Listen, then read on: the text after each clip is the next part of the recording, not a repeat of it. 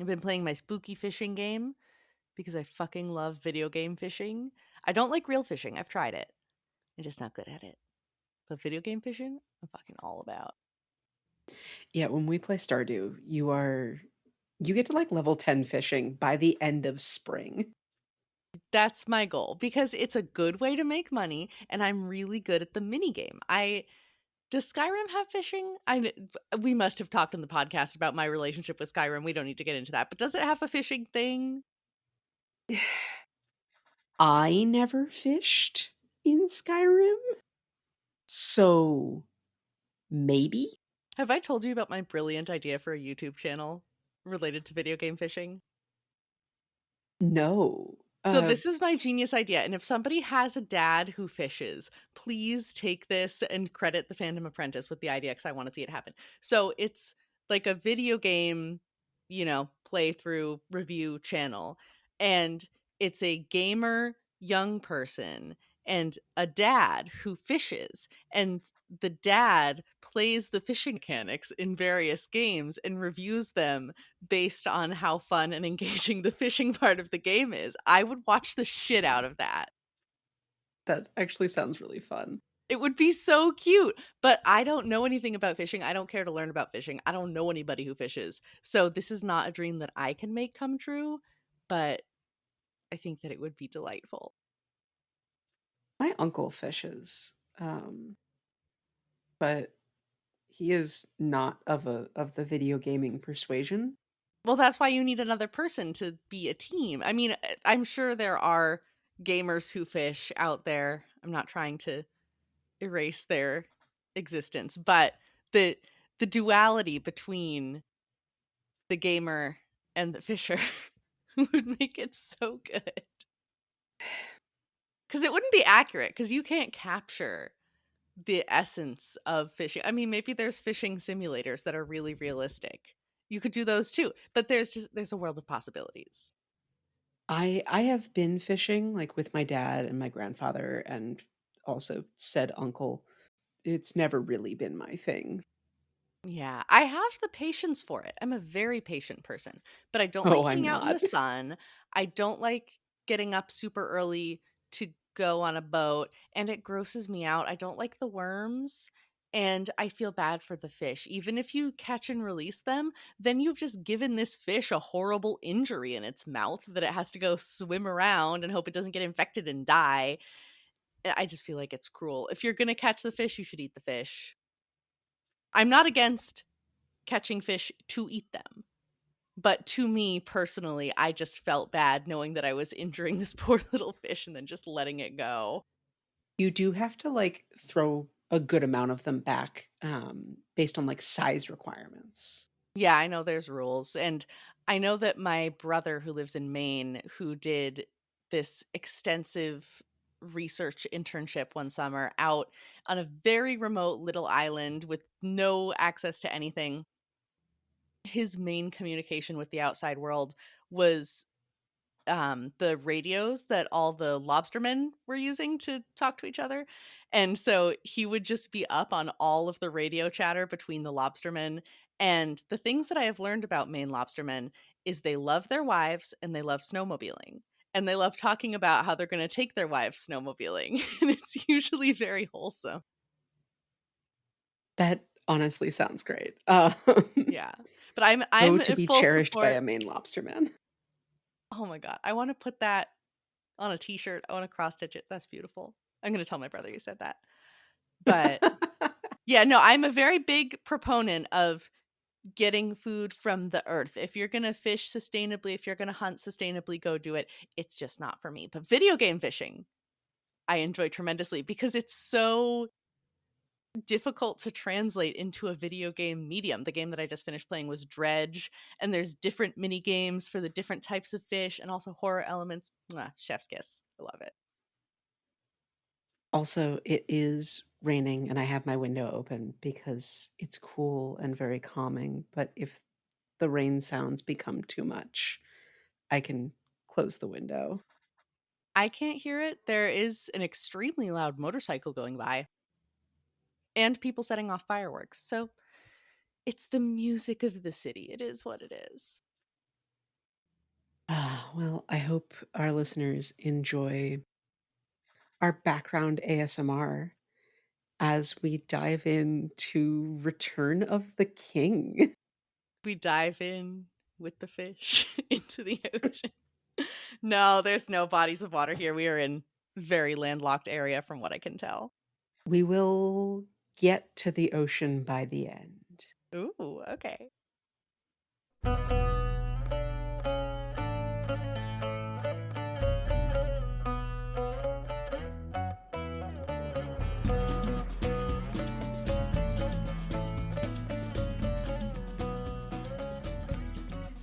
Hello, everyone, Hello. and welcome back to the latest episode, or at least that you're listening to, of The Fandom Apprentice. I'm Rin. I'm the host that has finished the series before. I'm Sam. I'm the host that hasn't, if you haven't figured that out through context clues.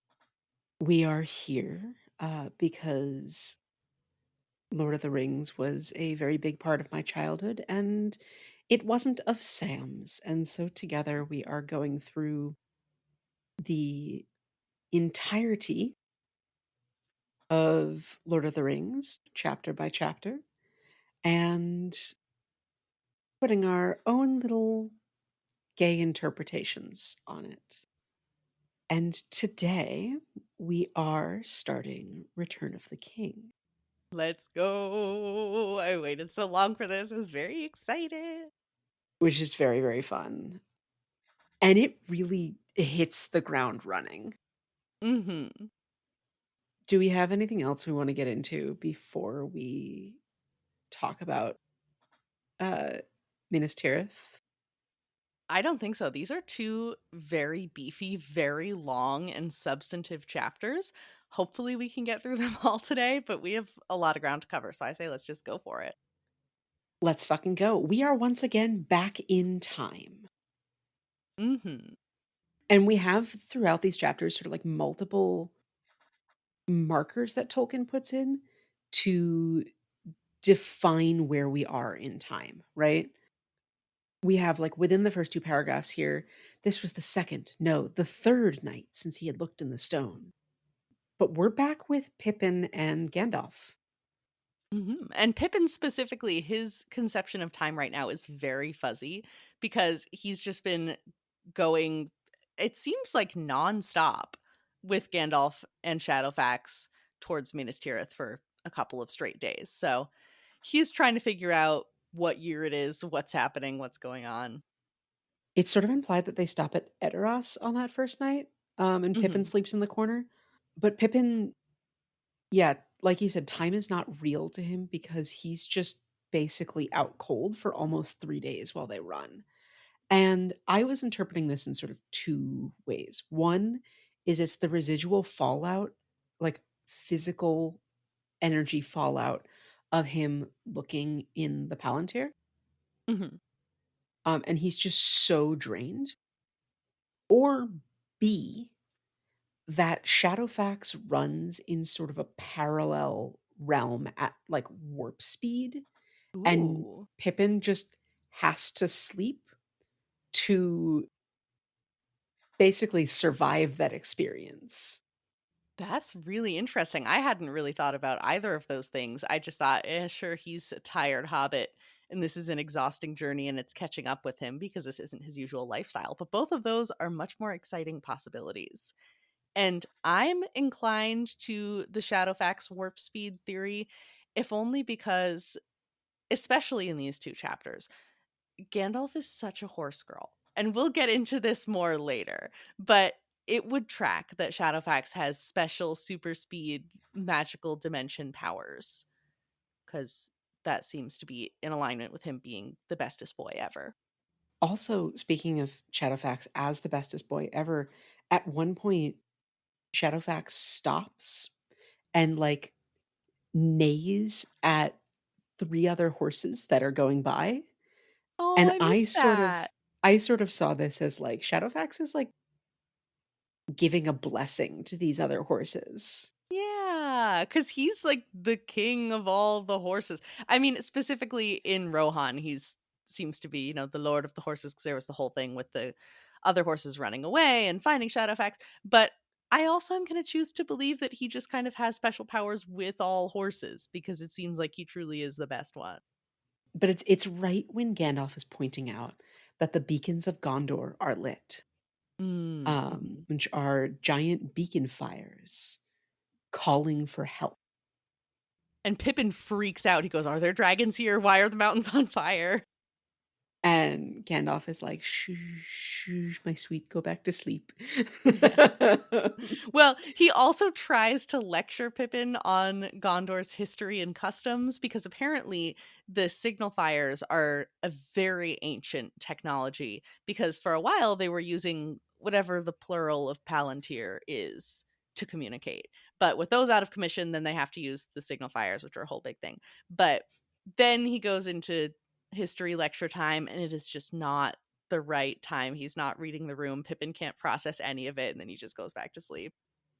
I feel like these chapters, or this chapter specifically, is sort of the start of us getting a lot more of Gandalf's personality, Mhm. and also of us getting into the end game, right?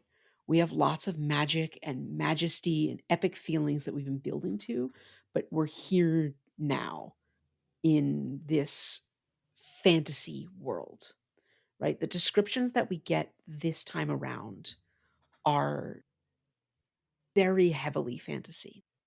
Mhm. I feel like the battles with the Rohirrim felt like a step removed from something that could actually happen, like the battle of at the Hornburg. Yeah. Um, and then the fall of Isengard involved Ents and wizards, but it wasn't like a huge epic battle. It was a bunch of trees flooding the place and locking a dude in his tower. Mhm. But now in this chapter, we have multiple instances of magic from multiple beings. We have like from Gandalf, from Denethor, from Shadowfax. And so I think it's really interesting to jump into this chapter and feel now like we are in the high level part of a D&D campaign. Yeah, and I'm just mentally now contrasting that to the very beginning of Fellowship and Bilbo's birthday and all of the little magical trinkets and the fireworks and everything being sort of still very fantasy and very immersive, but in this sort of cozy, homey, hobbity way. And then we get the terrifying evil darkness of the ring. And now all of the magic is sort of rising up to meet that level of intensity. I don't remember how Mhm. Two Towers started, but just the With the beginning death of and the Boromir. end. Ugh. Yeah, that was not so magical. But for the first book and the last book, beginning with these super magic-y scenes, I like it. It works. But they reach the outermost of the seven gates because there's seven rings of walls encompassing from fields all the way up to the Tower of Ecthelion. Yeah, because from what I could gather, Minas Tirith is built onto a mountain, basically. And It there's is, it yes. was I couldn't tell if they were rings all the way around the mountain or if it was switchbacks on just primarily one side, but it's going up to a tower at the top. And there is an outermost wall that encompasses the fields of the Pelennor, Mhm. which to me felt very Bossing Say, Yes. except there is, in fact, a war here. Brain cell, I was about to say there is definitely a war in Minas Tirith. Uh, Lord Denethor has invited you to the Sea of Rune. Ah.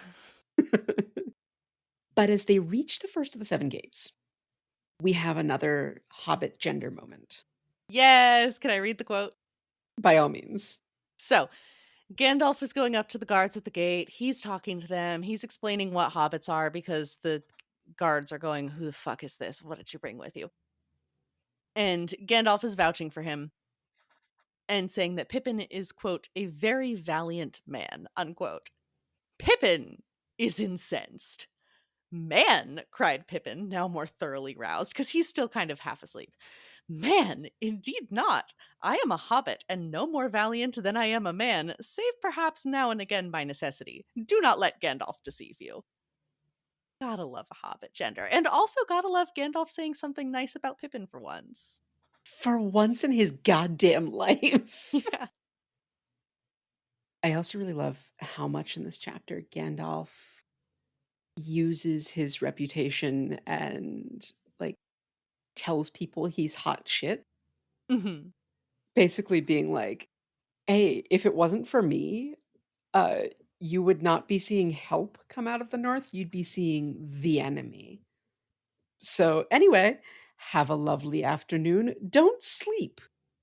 Yeah, there's literally so much Gandalf sass in these chapters.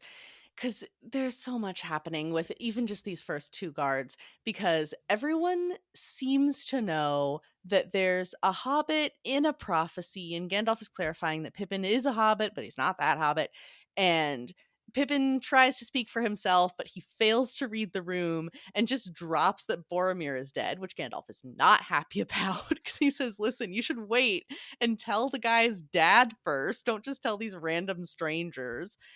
But there is a great sassy line where he does the thing that you just described, because the guards are bitching that Gandalf always comes bearing bad news. And he says, "And as for counsel, to you I would say that you are overlate in repairing the wall of the Pelennor. Courage will now be your best defense against the storm that is at hand." Saying, "Listen, y'all are fucked, and that's not my fault. So be brave, don't sleep. Bye." Good luck. Yeah, just so sassy. Magic makes you dramatic. We haven't talked about that one in a hot minute, but it will come up a lot.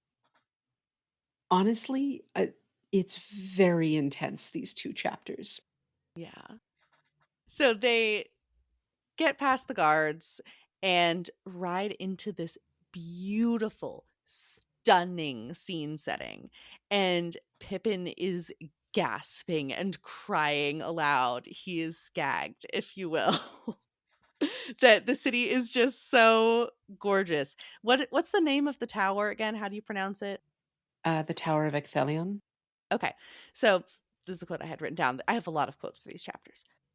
Then Pippin cried aloud, for the tower of Ecthelion, standing high within the topmost wall, shone out against the sky, glimmering like a spike of pearl and silver, tall and fair and shapely, and its pinnacle glittered as if it were wrought of crystals, and white banners broke and fluttered from the battlements in the morning breeze, and high and far he heard a clear ringing as of silver trumpets. Which is fucking gorgeous. And the thing that that made me think of, there's a couple really beautiful flowery lines like that, is this is like the city version of Aragorn when he has his beautiful shiny king moments. And there's a reason for that similarity, but that was just immediately what it made me think of. That you have this sort of impressive but kind of ordinary place that suddenly the light hits it and like, oh my god, it's like it's made of sparkly crystals and everything is amazing and magical and beautiful. And I got to enjoy that beauty for about half a second. There's another piece of description, and again, I don't have it written down, like, where it is exactly, but the city is described as if having been carven by giants out of the bones of the earth, Mm. which immediately made me realize this is Rome. This is Oh. Tolkien's Rome, right? This is the last vestiges of the great civilizations of old, right? There are ruins that are being repaired.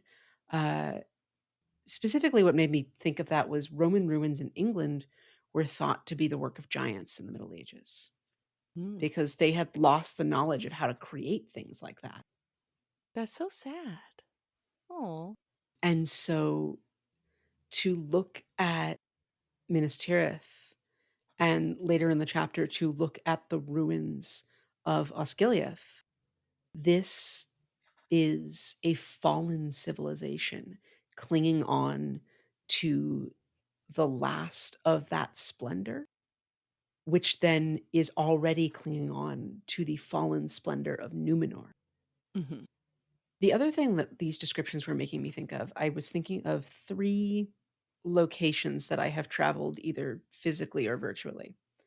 The first one was, Gamla stan, the old city in Stockholm, Mhm. which again is sort of this The island of, where Gamalistan is built is sort of hilly, and so you end up, like, rising up to the center, walking through these little alleyways, and there's one point when you, uh that I remember standing, turning and looking back down the hill, and you can see into, like, I guess the harbor, more or less? I mean, like, out into the fjord, essentially, which was very fun, and that was sort of the vibe I was getting here.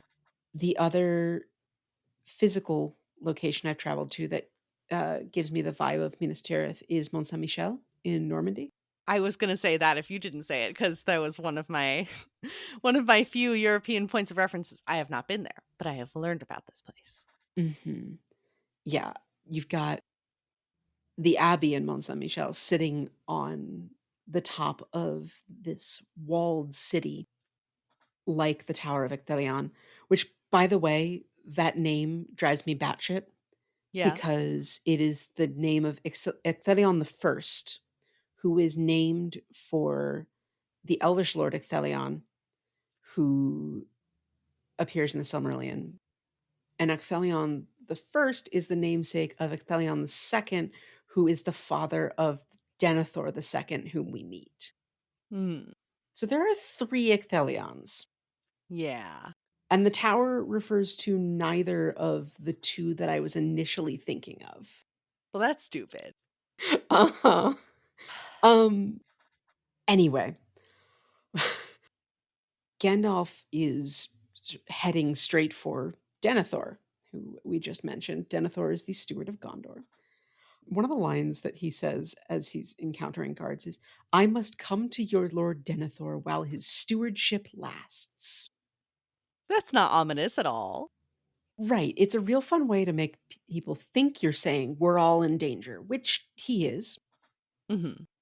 while also hinting at the return of the king, Yeah. which is very fun.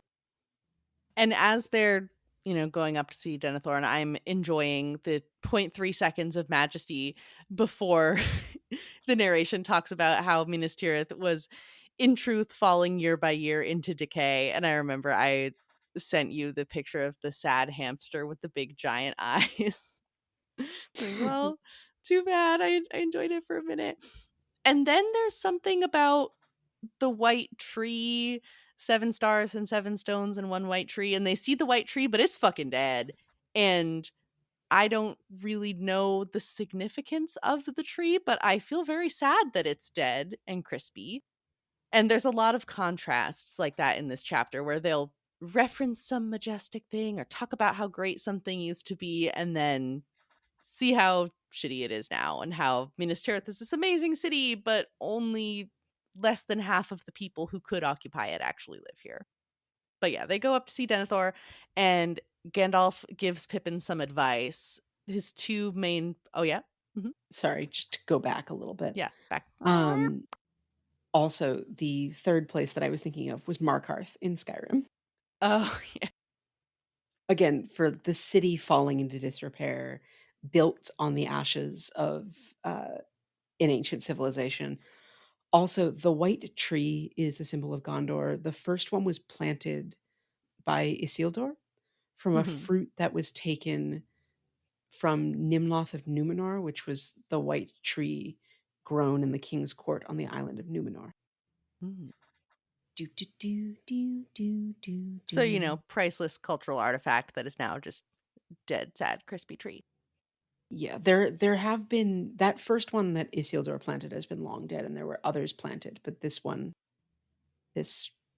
now is also long dead. Yes, you were saying.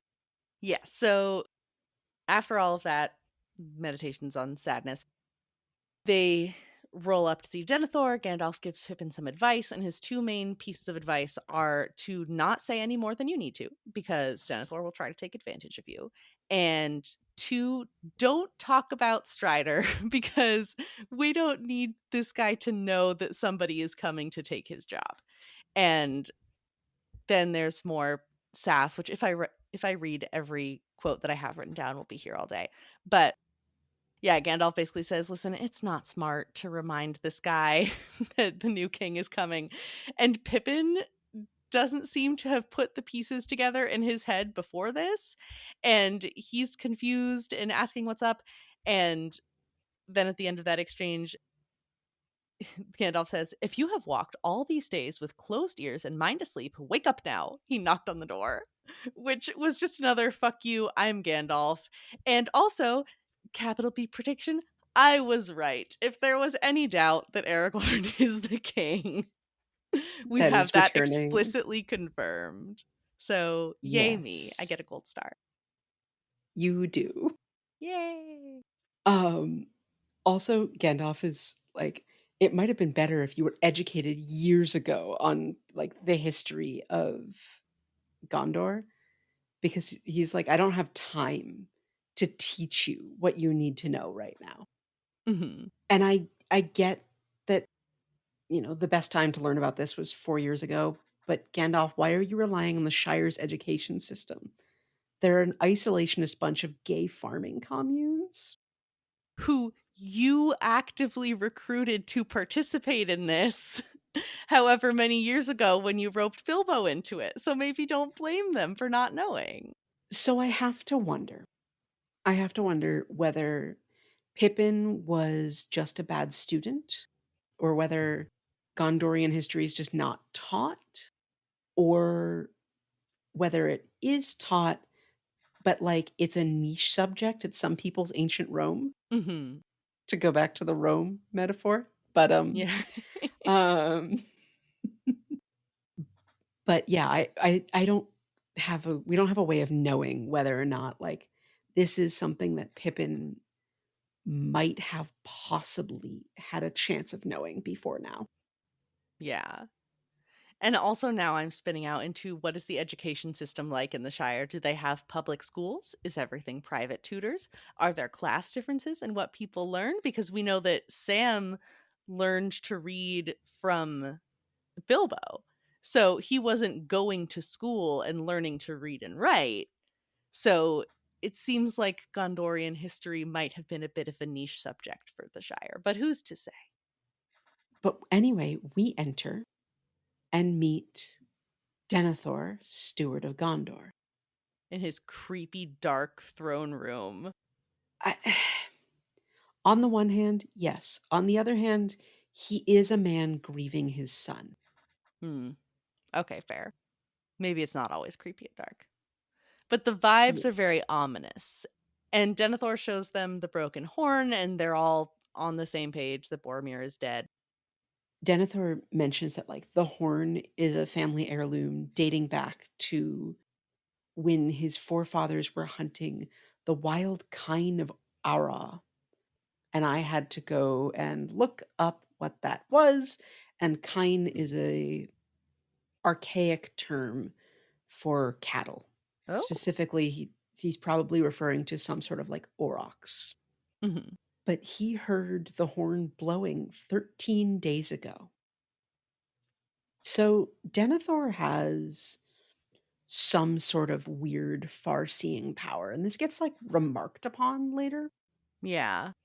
that Denethor can sort of, he's clairvoyant or far-seeing. And this reminded me of the seat at Amonsul, where Frodo sat and was able to look far away. Hmm. And so I have to wonder, is this like perhaps a power that an ancestor bestowed upon the seat at Amonsul? Because Gandalf also mentions that the blood of powerful men, this powerful bloodline, runs well in Denethor and it runs in Faramir, but not so much in Boromir. Hmm. Because I remember we did observe that about Faramir too, that he was exceptionally insightful. Right. So I have to almost wonder whether this is like some sort of inherited genetic trait. Magic is some sort of genetic trait. Hmm. And, what's the inheritance path here? I think when I read this as a kid, I sort of had an idea that it wasn't like as heavily magical as a series as some of the other fantasy series I was reading, where people were like casting these obvious spells left and right and saying like incantations and summoning demons and shit. But there's a lot of like both casual magic and also magic that's just kind of not necessarily casual, but a part of the setting as a whole. Mhm. And so you have these magical locations like the seat at Amonsul, you have the Palantiri, you have men like Denethor who can see and hear events far away. And you have what we're talking about in the next chapter, the Paths of the Dead, and everyone kind of knowing about that and then being aware that the Paths of the Dead have been opened and fucking terrified of it, understandably. But yeah, it's fun to kind of revisit this with a different mindset surrounding what is magic and what does magic look like. It's a lot more subtle and complicated because I'm thinking about a couple of series that I read as a kid, not just the big one that we're all thinking of, but if everyone is doing constant spells and incantations and stuff, that's a much more level playing field. Everyone can potentially do basically the same stuff if they try hard enough. Whereas in this world, you have the locations that are imbued with certain magic and bloodlines that are imbued with certain magic. And there's just a lot more nuance and variation, and it's integrated with the world as opposed to everything magical is because of a spell someone cast. I like it. I think it works. Mhm. But Pippin reveals that Boromir's death was to save him. Mhm. And Denethor wants to know everything.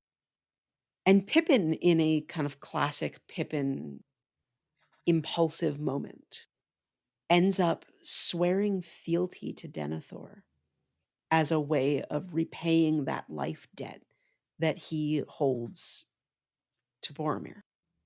Yeah, I did not see that coming, but I loved it. I loved Pippin having his special moment because it seemed like kind of a random thing to do to me at the time because I was thinking, okay, how did he make the jump from life debt to I guess I am swearing fealty to you? But it makes more sense now hearing you explain it, but just reading it for the first time, I was like, wait, what? Pippin, what are you doing? But it worked and he got to have his cool moment. And Denethor generously grants them an hour to talk. Well, and Gandalf is pissed about this. Yeah. And I think at this point you can sort of pick up on the fact that these two fucking hate each other. Yeah, I wrote in my notes, D and G have dot dot dot some kind of intense dynamic. And Pippin observes that Denethor kind of looks more the part of a wizard. He's more kingly. He's beautiful. He's older. But then Pippin just spirals into, wait, how old is Gandalf? And wait, Gandalf, despite his appearances, is way more powerful. And who is this guy that I've just been riding on a horse with for the last 3 days? Denethor might have mind reading powers. And then he just gets overwhelmed. In what far time and place did he come into the world? And when would he leave it? Hmm. Was a line that's really stood out to me about from Pippin's spiraling about Gandalf. Yeah. Gandalf is like, "Hey, I need to fucking talk to you," and Denethor is like, "Cool your big naturals, Gandalf. I'm gonna talk to the valiant little hobbit about my son, and then we'll deal with you later." And Gandalf just goes, bitch, I did not ride here with the speed of the wind to bring you a hobbit. I mean, he's a great hobbit. He's fine. But this is obviously not why I'm here. And then Denethor matches his fuck you, I'm Gandalf energy with fuck you, I'm Denethor energy, which is pretty fun to watch. But he matches it with "fuck you, I'm Denethor" energy with like that energy is drawn for Denethor from the fact that he is the steward of Gondor. Hmm. He is specifically pulling from the, "Hey, I rule this country." Hmm. To which Gandalf's response is sort of like, "Unless the king should come again." Which Tee. Denethor says at one point of like, "Unless the king should come again," which is clearly, meant to be like, "That's never gonna fucking happen, bitch. I Hmm. am basically the goddamn king." And Gandalf is like, "Yes, until the king shows up, bitch. And, they have this weird, tense conversation, and Pippin talks to Denethor about Boromir. And as they leave, Gandalf really lightens up. He laughs and he tells Pippin that he did a really good job, although he let on more than he may have meant to. And then, he goes off to do his own important Gandalf business, but insists that Pippin check on Shadowfax and make sure he's being taken care of because, again, he is a horse girl.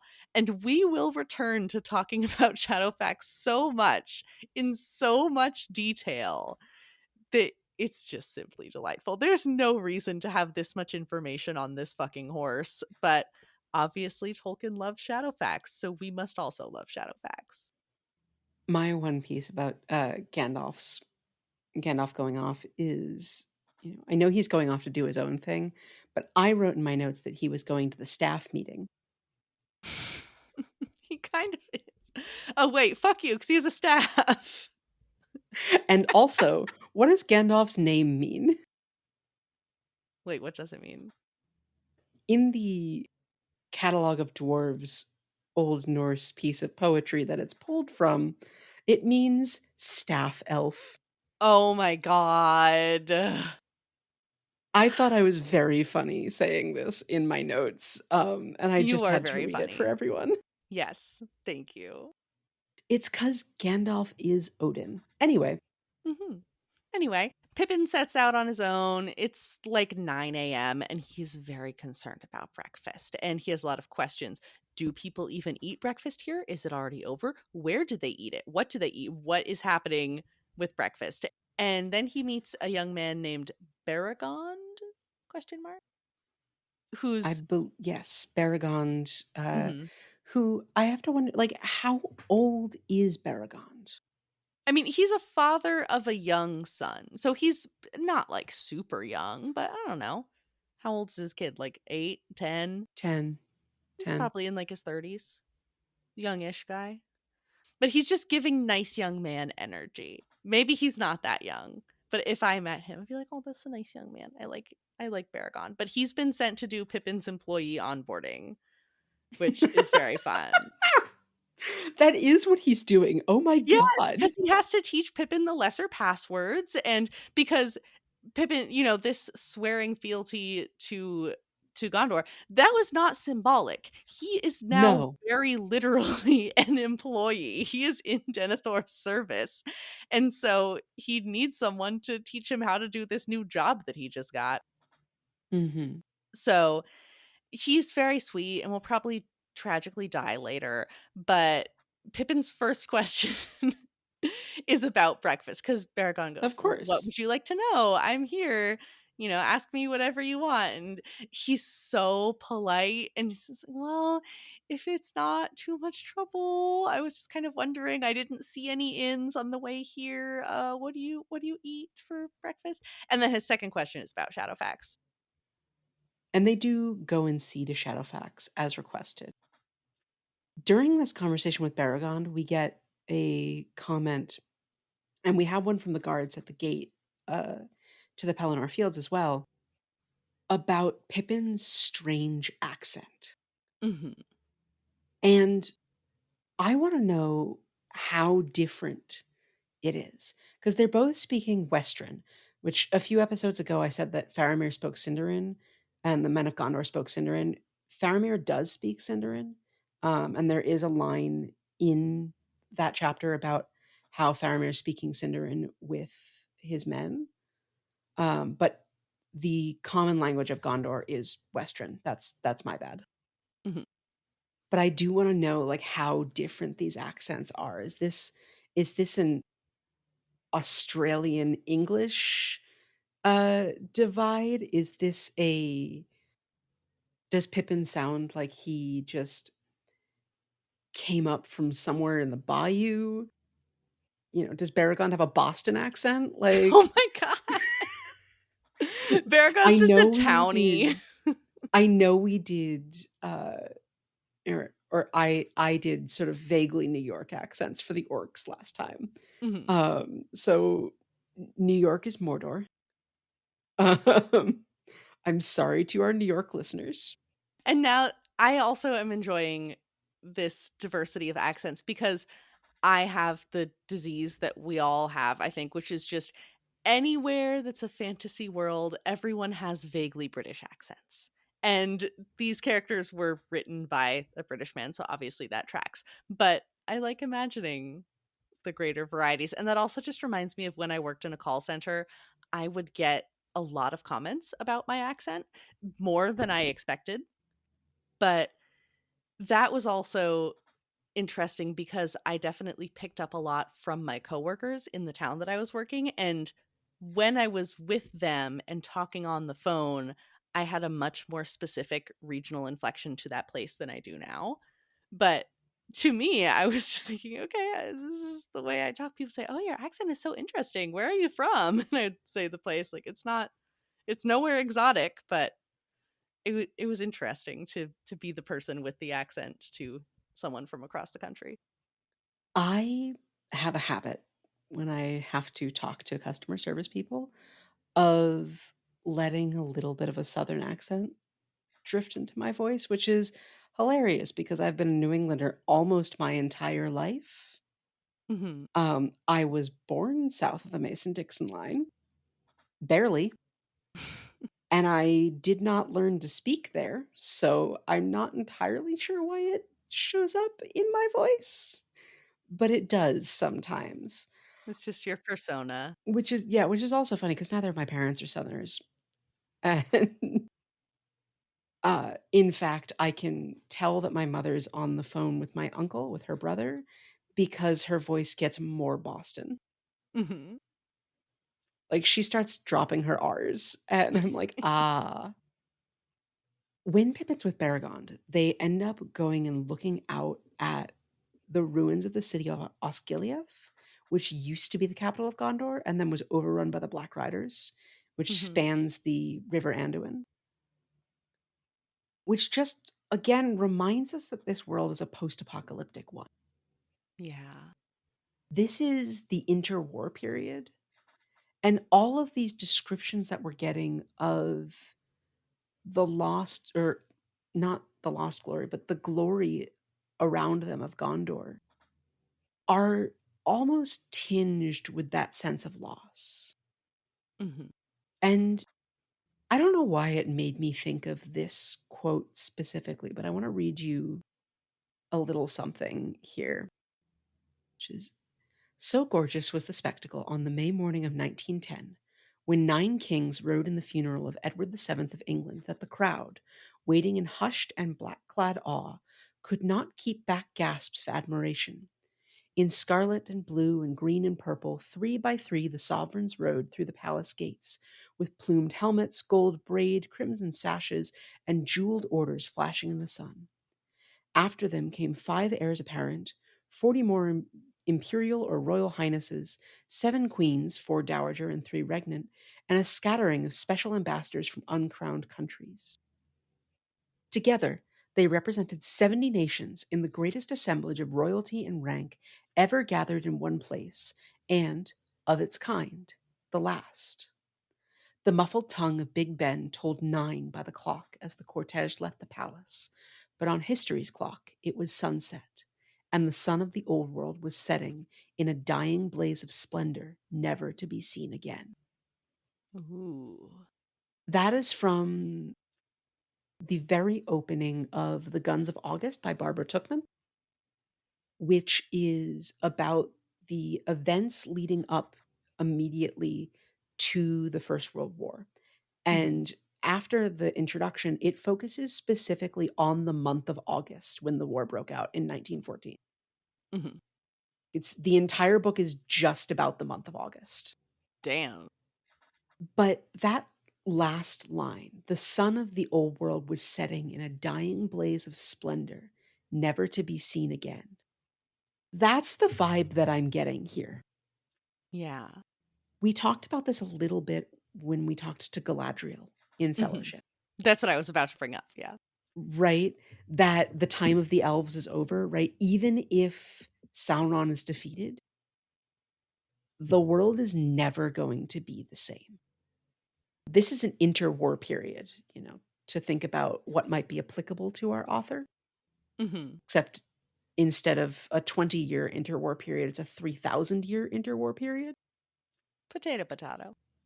Right, but they're looking back at the splendor that existed prior to the last war, at some of what was reclaimed after that last war and has since now fallen away in preparation for this one. Mhm. Anyway, that's just some thoughts. Yeah. And as they wrap up this observation looking out over the city, Baragon has to get back to work, but he suggests that Pippin go and meet his son, Virgil. And Pippin goes off and finds a bunch of kids playing, and he does fuck with them a little bit, which is very fun. Well, they also, like, are, puffing out their chests and trying to look big and strong Mhm. to this newcomer too. Yeah, and Pippin is convincing them that he's scary, and then the kids get a little bit scared, and he says, don't believe everything that strangers tell you," and it's just very silly little back and forth, and he and Virgil become instant besties, and he is the best company that Pippin has had since he was with Mary. And soon they were laughing and talking gaily as they went about the streets, heedless of the many glances that men gave them. Before long, they found themselves in a throng going towards the great gate. There Pippin went up much in the esteem of Virgil, for when he spoke his name and the password, the guard saluted him and let him pass through, and what was more, he allowed him to take his companion with him. So they're having fun, they're laughing, they're giggling, they're holding hands, frolicking through the street, and Pippin is taking him on this fun, exciting outing out past the gate where normally kids aren't allowed because he's flashing his cool passwords and stuff because Baragon did a good job with the employee onboarding. I love the way that Pippin addresses this kid because it's so obviously the 20-something talking to the tween. Hmm. The 20-something who primarily works with 40-year-olds Yeah. and is like, constantly every day gets the, "When you're older, you'll get this," gets treated like a kid, and is now like, "Ha, I'm going to also use the 'when you're older, you get this,' but I'm not gonna treat them like a kid because I know Hmm. what that's like." Yeah. And then I also kind of feel like Pippin definitely is saying these things and then turning around and going, "What the fuck? I sound like my dad." Which I do sometimes. I will say things to my little brother and I'll be like, "Good God, I sound like mom. What the fuck?" Sometimes I will do something and then go, oh my God, I feel the spirit of my mother moving through me. If I spend my own American dollars on lime flavored seltzer, I go, oh my God, I'm becoming my mom. She's one of those people who thinks that water tastes boring, so she just doesn't drink it. And that has never made sense to me because we need water to live. We are instinctually inclined to like water, so I don't know what's wrong with her. But if I find myself reaching for the bottle of sparkling lime water at Trader Joe's, I'm going, oh my God. But these things happen. But so there's all It's of the hint this. of lime Tostitos of water. Oh my god, no, the hint of lime Tostitos are so good. I specifically love that we are not sponsored by the Tostitos company, obviously. But my favorite thing If they about would that like to packaging sponsor us. is that it says hint of lime flavored triangles, which is just the most American way of labeling a food that we legally can't call it tortilla chips, but we can call them flavored triangles. And I will slam so many of those fucking flavored triangles. I love them. Until my tongue starts feeling a little bit funny and I go, "Oh, yeah, I should drink water." I'm glad it's not just meats. They also hurt my tongue a little bit too. But I'm trying to make a serious point about war and youth and innocence. And the child soldier that's there? Oh, I fucking miss the child soldier. We can circle back to that. But the point that I wanted No, to make, Burgle. Burgle's the child soldier. Because he's 10.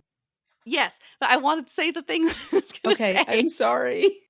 So the thing that is contrasting against all of their cute little frolicking hand in hand through the city is what they are going to see, what Pippin is taking him to look at. is the reinforcements that are coming to defend the city that have been summoned by the giant flames that shot up earlier. And there's a very, very, very long list of who all these people are. And I don't fucking care. There's a lot of them. It doesn't matter. But the point is, there's not nearly enough of them.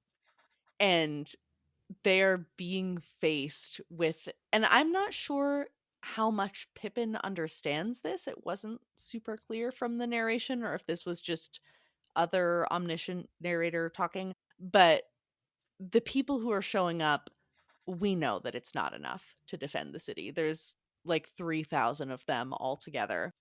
And so there's, even in the midst of all of this energy and excitement of all these people showing up, there is this sinking feeling that things are going to go really badly. If I may return to a quote from earlier that Gandalf said to Pippin, You may. "Tomorrow will be certain to bring worse than today for many days to come." To which my response was to quote Pippin from back in Fellowship, "Gandalf has been saying many cheerful things like that." And to bookend that with another Gandalf quote, when Pippin goes back to their lodging and sees Gandalf at the end of the day, Gandalf says, "You should sleep in a bed while you still may. At the sunrise, I shall take you to Lord Denethor again. No, when the summons comes, not at sunrise. The darkness has begun. There will be no dawn." And that's the end of the Yeah. chapter. Which before we move on, I have 2 last things for this chapter, which is I have, the only person I want to note from the reinforcements is a man named Forlong the Fat, who just Hmm. reminds me of a particular historical figure, called Fugger the Rich. Oh, Mhm. Which just feels right. I don't have any tangents about Fugger the Rich. He was a merchant in the 1400s. presumably he was very rich. I did enjoy that this fat guy was obviously beloved, because we know how I feel about Bomber and how dirty the Hobbit did him. Because every line was the dwarves did something cool, and then Bomber, who was very fat, sat behind and did nothing. So at least this fat guy everyone loves, and he gets to do cool things. Perfect. And Burgle um, and Pippin run back holding hands, Mhm. which I just love because, physical touch between masculine folks of any kind is so discouraged. And it's in our society, in our modern society, it's just nice to see like a societal difference here, but also as we look at this through the lens of our society, these two people who are at their core kids, because we get it noted here that Pippin still isn't of age. He is still like in his late teens for a hobbit. Mhm. And so these two people who are trying to be men, trying to be seen as adults, are still okay with providing this level of like physical comfort and joy to each other, right? Mhm. And that they are still okay channeling a little bit of that childhood energy and being the children that they are, despite being on the cusp of battle for their very existence. And that's one of the hardest things about being a teen. That's one of the hardest needs for teens to get met, because they are so excited to be adults and are under so much pressure to become adults that it's really hard to find a way to get those basic needs met of playing and feeling comforted and just being a kid a little bit.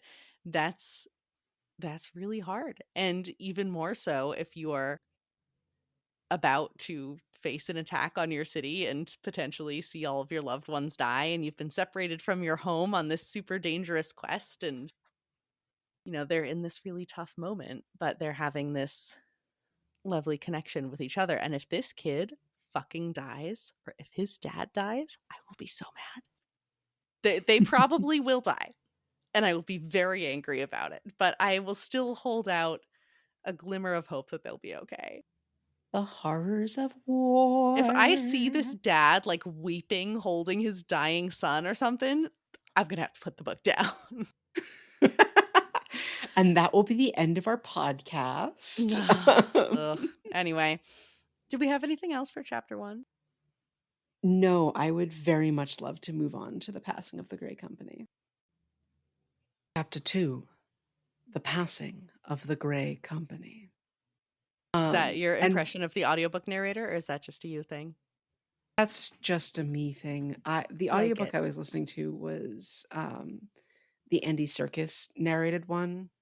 And one of these days I should listen to the one narrated by, I think it's Rob Inglis. But regardless, we are once again back in time because these are not two chapters dealing with the same characters as we had in Two Towers. We'd have like a group of two, a group of two. During Mhm. that first half, we'd go from the hunters to the hunted. Now we are back with Aragorn, Legolas, Gimli, and Merry. Yeah. And we are directly back in time to right when Gandalf left. Mhm. And Aragorn is leading the four of them with Theoden to go on the next stage of their journey. And one of the lines here, he's sort of talking about like what his plan might be. He hasn't discussed exactly what it is yet, but he goes, "But for myself and any that will go with me." And he gets interrupted by Legolas, who's, "I for one, and Gimli with him," said the dwarf. "Well, for myself," said Aragorn, "it is dark before me." And I loved this little bit in part because, in our gay little reading, I can't tell if Gimli, in his speaking about himself in the third person, is talking about going with Aragorn or if he's talking about going with Legolas. Oh, yeah. That's an ambiguous little phrase. I like it. I'll always choose the gay interpretation. I'm going to choose the gay interpretation of absolutely every time. And then Aragorn responds to this with like, basically like, "I love your enthusiasm, but let's not be hasty." And I think at this point he had already thought about, even before being reminded, of the paths of the dead. Mhm. He knew that there was going to have to be some sort of drastic action in the rest of this chapter and the rest of this book to make what needs to happen happen. Yeah. And also, Merry says that like he's supposed to go with Theoden and talk to Theoden about the Shire. And Aragorn says, "I don't know that you're going to be able to do that. Do not look for mirth at the ending. It will be long, I fear, ere Theoden sits at ease again in Meduseld. Many hopes will wither in this bitter spring." Which again felt like a bit of a callback to Bilbo's poem in Fellowship in Rivendell, to that line about when winter comes without a spring that I shall ever see. Yeah. But anyway, So they're all riding out together as a company with Theoden and all the rest. And then they're being overtaken by riders coming up from behind them. So Aragorn puts Merry on the ground like a piece of luggage, or like I was envisioning when you pick up a cat off the counter and put it on the ground, just it boop, puts him down. oh my God, that's And then he perfect. runs to go defend Theoden. But turns out it's friends. It's the Dunedain looking for Aragorn. Uh Halbarad, maybe? Sure. I'm always the first one to try to say these names, and then I say them very uncertainly. But he brought 30 It's men, part of which the is fun. yeah. He brought 30 men, which is better than nothing. It's all they could gather in a hurry. And one of them And has also, two Mhm. guys, two extra dudes, Eladan and Elrohir. I miss those dudes. What's their deal? They are the sons of Elrond and the brothers of Arwen. Ooh. Oh, are they the ones who deliver the special little present? They're the ones who deliver the "Remember the Paths of the Dead" line. Mhm. Albarad delivers Arwen's gift. Yes. So they talk about the paths of the dead, which we'll find out what those are very shortly. And there's a gift from Arwen. It's presumably like a banner, like a battle flag that she made in secret, and it's all rolled up now, but I assume it will be unveiled at some climactic moment. And she sends a message with ending with farewell, Elfstone. And I know that that's the translation of his name, Elisar. But we haven't been horny enough on this episode yet. And so my brain went, is he called Elfstone because he gets it rock hard for elves? That might be a bit of a stretch, but I'll take it. Listen, people have had weird epithets for less. Yeah. But there's also things you can do with the phrase, I'll take it, I'll just leave that there. Anyway, so they get gifts, they get back to the Hornburg. Legolas and Gimli want Merry to look around and see where they fought and, tell him the story of what happened and battle. And Gimli references his little game with Legolas, their scorekeeping. Yeah, the battle is definitely a word for what they were doing. Mhm. And then he's saying, come and see how it Which, if you want was. that, you can listen to our Helm's Deep episode. And there are caves, Mary, caves of wonder. Shall we visit them, Legolas, do you think? Which I just imagine him like tugging on Legolas's sleeve and batting his eyelashes. And Legolas goes, no, I promised you that we would go on this trip when the war is over. If a day of peace and freedom comes again, we are not doing this right now. But Gimli had to try. He had to get back in those caves, and it didn't work, but I respect the hustle. He tried. And despite Gimli's enthusiasm, Merry is having a terrible time. He misses Pippin, and he feels like a burden, which is not fun. That's fair. Then we have a parallel Mhm. between our two hobbits because Merry gets called to the bar. He becomes an esquire. What else am I supposed to think? Yeah, no, that's fair. That's very fair. But he swears fealty to Theoden in service to Theoden and says a line that I know we both picked out of this Mhm. because it goes to our rules of fantasy. Yep, you can go ahead and read the line. As a father you shall be to me, said Merry. For a little while, said Theoden. It's fine. I'm And what fine. I'm role of not fantasy sad. does this come back to, It Bestie? all comes back to Beowulf, baby. This is very Wiglaf and Beowulf coded. Yeah. And I think that line from Theoden is an indication that he knows he's not coming home from this. He ends up talking to Mary and taking the time to ride with and talk to Mary now rather than waiting for the end of the war and for them to both be back sitting at Meduseld, because I think he has a feeling that he's not going to survive this battle. Mhm. Much like Frodo, he is going into this with the understanding that his actions are going to save his people at the cost of his own life. He was a good king. He was a good king. God damn it. So they all get ready to ride. The Rangers kind of keep to themselves, but they brought Aragorn's horse. It has him all ready to go, which is nice. And we get names of all the horses. One of them is named Snowmane, which is very My Little Pony, very cute. Lots of horse details because we just love ponies here. But Aragorn is not looking good. And Mary is sort of taking him in and observing. So startling was the change that he saw in him, as if in one night many years had fallen on his head. Grim was his face, gray hued and weary. And this may in part be because Aragorn has decided that he's going to take the paths of the dead, and Merry doesn't understand what's going on. He felt very small and he was puzzled and depressed by all these gloomy words. Well, and it's not just that he's chosen to take the paths of the dead. It's, well, everyone was resting in the Hornburg. Aragorn went up into the tower with Halbarad, and he looked into the Palantir. Mhm.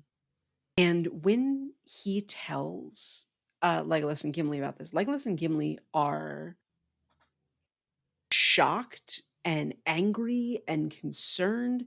And Aragorn was like, technically, it belongs to me.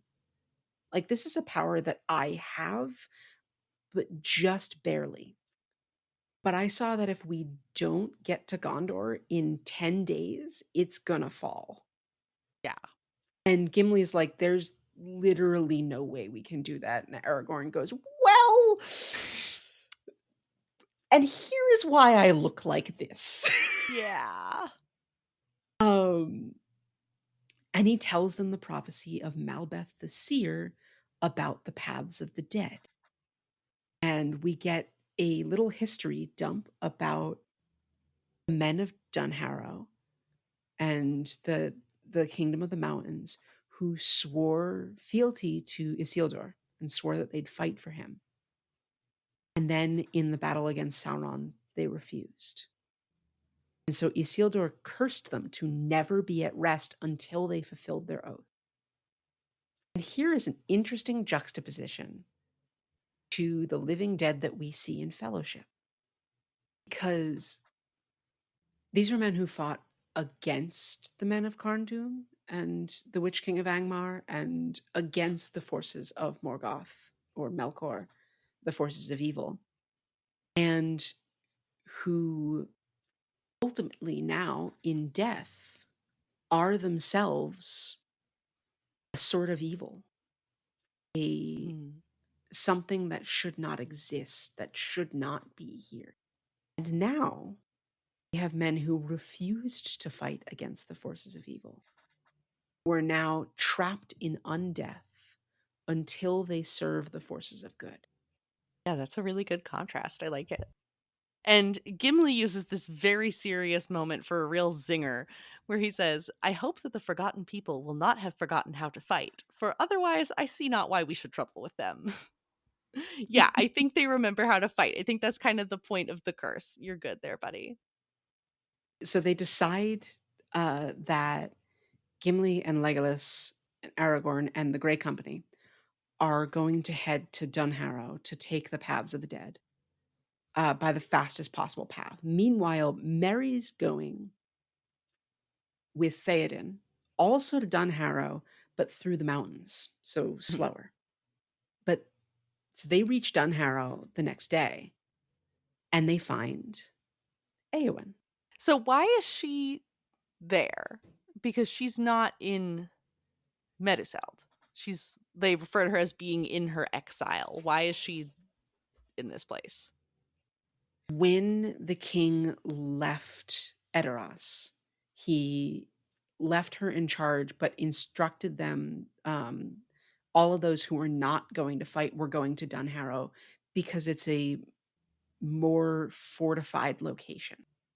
Ah, gotcha. That makes sense. So, in the same way that they're sending the women and children and the old and infirm out of uh, Minas Tirith, as is mentioned um, back in the first chapter, they did the same with Edoras because they knew Edoras would be a target, but it's not defensible, particularly with all of the fighting men gone. That makes sense. So they find Dunharrow, or they find Eowyn in Dunharrow, and Aragorn and Eowyn like get into it.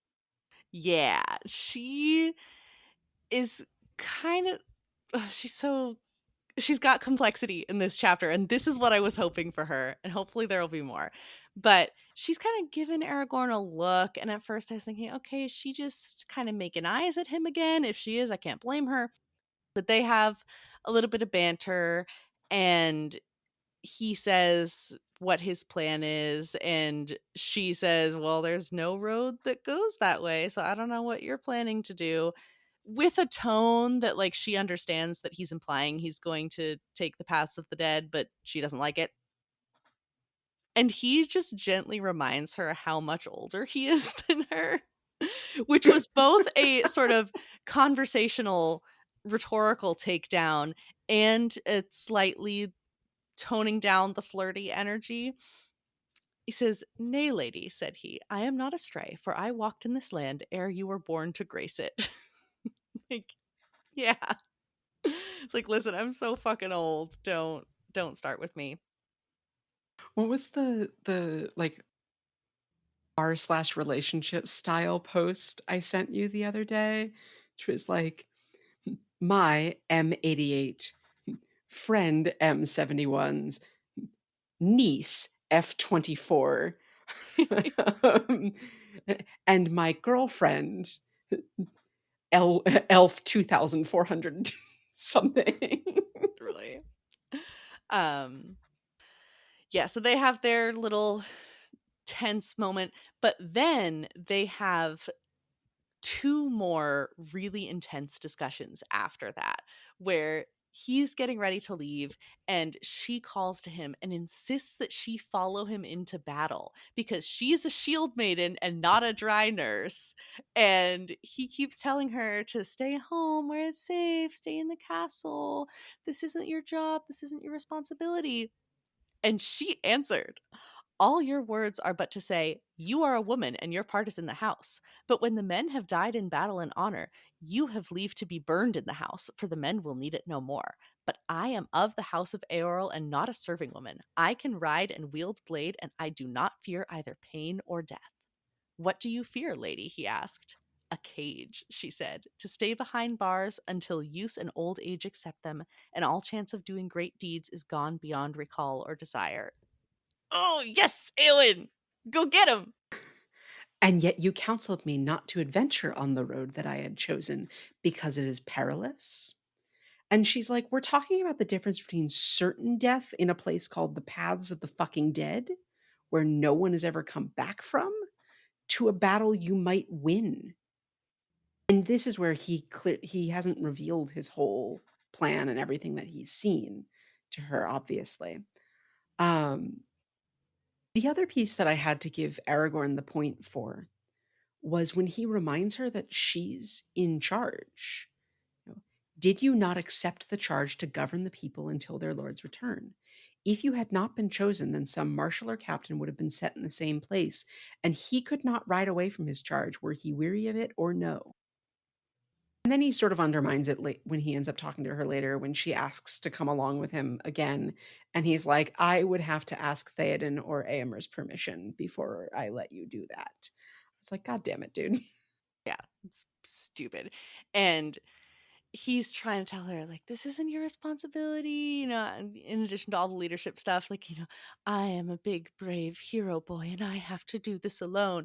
And then she counters with, yeah, nobody is forced to do this. All of your companions who are going with you are going because they love you and they believe in the mission. So why can't I go?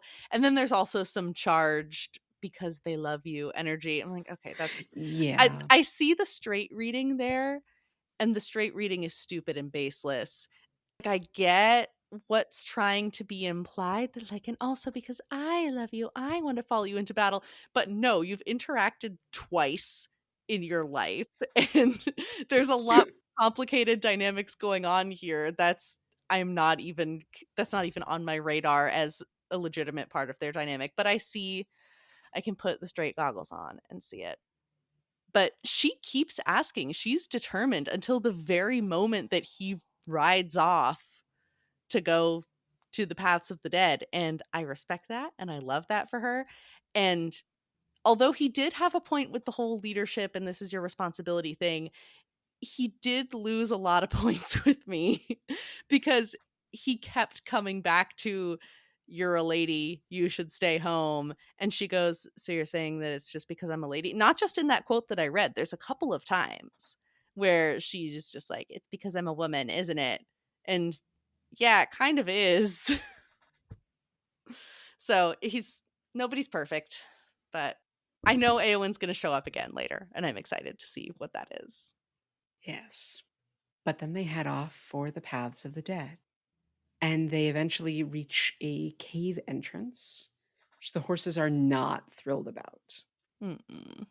And this felt like the reverse of Moria, where Aragorn is now not eager, but resigned and set on this course of action. And Gimli is hesitant and gripped by fear the whole time. Yeah. And they end up coming to this big empty space in the cave.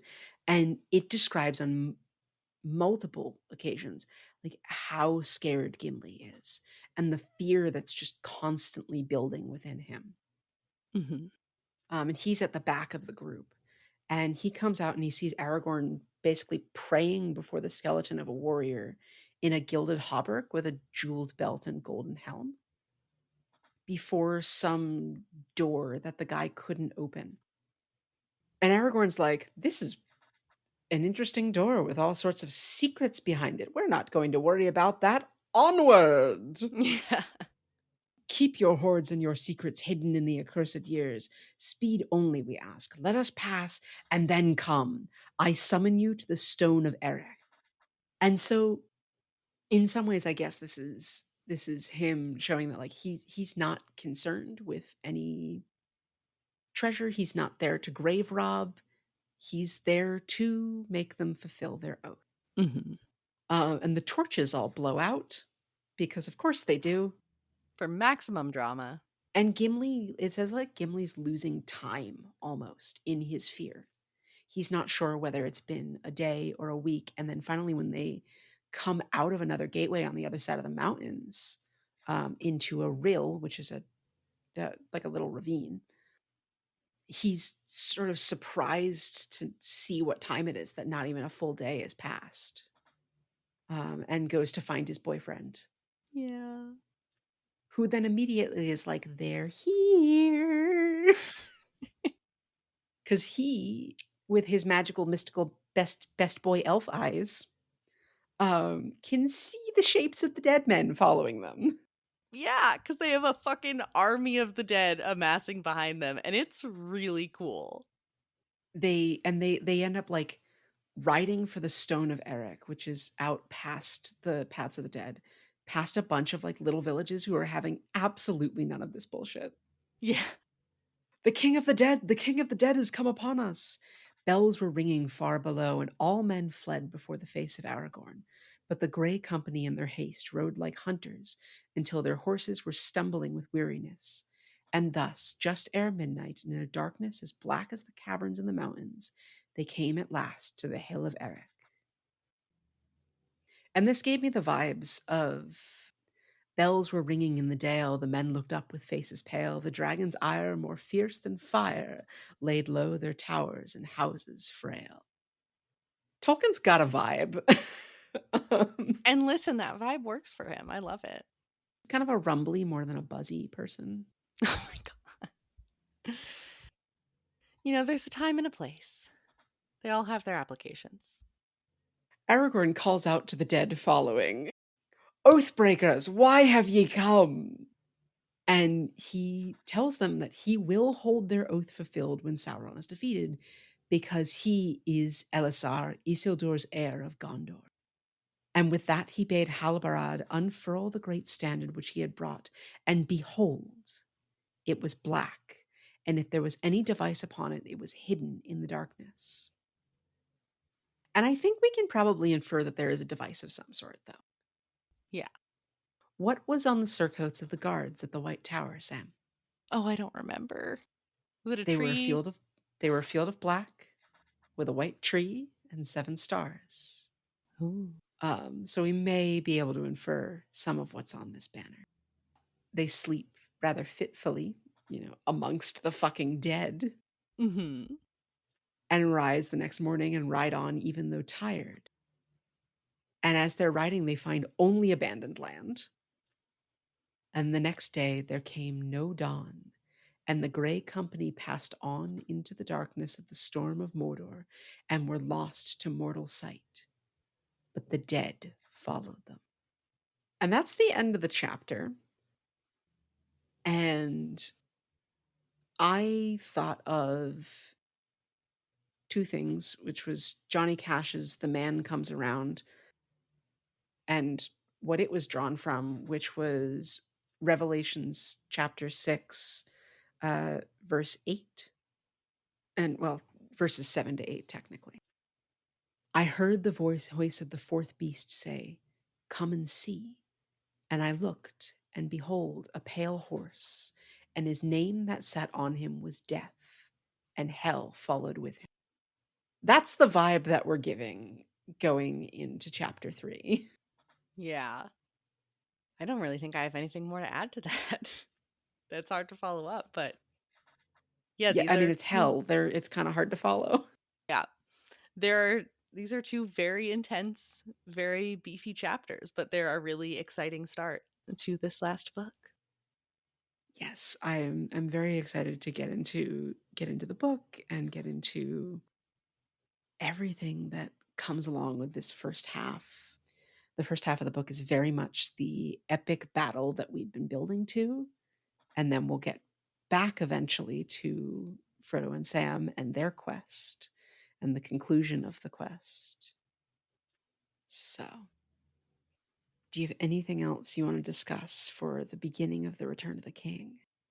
Yeah, actually, at the very beginning, before the story even starts, we get, on one of those first couple of pages, we get the ring poem again, which Mm. hits real different at the beginning of this book now that we've had two books worth of exposition and ring corruption and creepiness. Just every time I read it, it just gets darker and scarier and more intense. And it's good. And I think that's because you have the separately published books, Yeah. whereas my copy is all of the books in one volume. Mine are they're separate volumes, but the page numbers are as if it was one volume, which makes it incredibly annoying to track my progress on Storygraph because I'll type in page 758, which is really like the 23rd page of the book, but then it gets all fucked up because it says the book isn't that long. It's a pain in the butt. But yeah, they are separate volumes, so I get multiple repetitions of the poem. Um, but it's a fun reminder to have every time.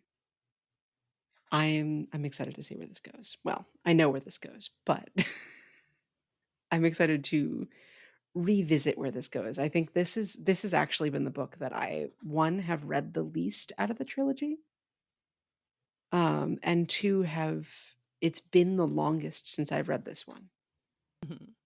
I revisit Fellowship, you know, a fair amount, but I don't end up making it all the way through every time. So I'm excited to make it all the way through on the journey with my bestie. And if other people want to continue joining us on our journey, where can they find us, Bestie? You can find us wherever pods are cast. We are on Spotify and Apple Podcasts and YouTube and probably a couple of other places. Whatever podcast platform you are currently listening to us on, you can continue listening to us there. Subscribe to our podcast, leave us a 5-star or written review if the podcast platform you're listening on allows that sort of thing. It helps us with the rhythms of the 2000 Democratic presidential candidate Al Gore. Um, Get a B plus for that one. and you can also find us on the social media. Specifically on Instagram is where I'm most active, but you can also find us on Tumblr, TikTok, and X, all under the same handle, FanappPod, FANAPPPOD. And you can always send us an email at thefandomapprentice@gmail.com. And I think that's it. Yeah, thanks for hanging out, everybody. We'll see you next time. We will see you next time. Bye. The Phantom Apprentice is produced and edited by Rin and Sam. Our music was composed and performed by James, and our art is by Casey Turgeon. This podcast is created for non-commercial entertainment purposes, and the opinions expressed therein are our own and are not reflective of the opinions of any other person or organization. The content discussed is the property of the Tolkien estate and is used here under fair use.